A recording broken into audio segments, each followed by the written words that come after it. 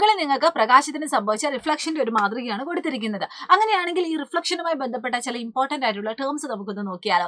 ഏറ്റവും ആദ്യം നിങ്ങൾ നോക്കിയാൽ കാണാം, ഇവിടെ ഇതാ നമ്മുടെ O എന്ന് പറയുന്ന പോയിന്റിലാണ് ലൈറ്റ് വന്ന് ഇൻസിഡന്റ് ചെയ്യുന്നത്. സോ അതുകൊണ്ട് തന്നെ ഈ ഒരു പോയിന്റിനെ നമ്മൾ പോയിന്റ് ഓഫ് ഇൻസിഡൻസ് അല്ലെങ്കിൽ പതന ബിന്ദു എന്നാണ് പറയുന്നത്. ഇനി അതേസമയം നിങ്ങൾക്ക് ഈ ഒരു പോയിന്റ് ഓഫ് ഇൻസിഡന്റിലേക്ക് വന്ന് പതിക്കുന്ന റേ നിങ്ങൾക്ക് ഇവിടെ കാണാനായിട്ട് പറ്റുന്നുണ്ട്. അതായത് നമ്മുടെ AO എന്ന് പറയുന്ന റേ. അതുകൊണ്ട് തന്നെ ഇതിനെ നമ്മൾ വിളിക്കുന്ന പേരാണ് പതന കിരണം അല്ലെങ്കിൽ പതന രശ്മി അല്ലെങ്കിൽ ഇൻസിഡന്റ് റേ എന്ന് പറയുന്നത്. അതുപോലെ തന്നെ വന്ന് പതിച്ചതിന് ശേഷം അത് തിരിച്ചു പോകുന്ന റേ ആണ് നമുക്ക് ഇവിടെ കാണുന്ന OB എന്ന് പറയുന്ന റേ.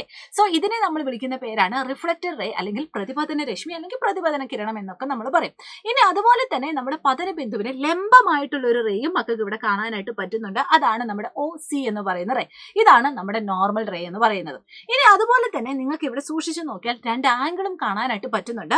ഒന്നാമത്തെ ആംഗിൾ എന്ന് പറയുന്നത് നമ്മുടെ ഇൻസിഡന്റ് റേക്കും അതുപോലെ തന്നെ നോർമലിനും ഇടയിലുള്ള ആംഗിൾ ആണ്. സോ ഇതാണ് ആംഗിൾ ഓഫ് ഇൻസിഡൻസ് അല്ലെങ്കിൽ പതന കോൺ എന്ന് പറയുന്നത്.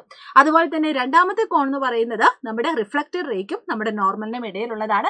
സോ ഇതിനെയാണ് നമ്മൾ ആംഗിൾ ഓഫ് റിഫ്ലക്ഷൻ അല്ലെങ്കിൽ പ്രതിപതന കോൺ എന്ന് പറയുന്നത്.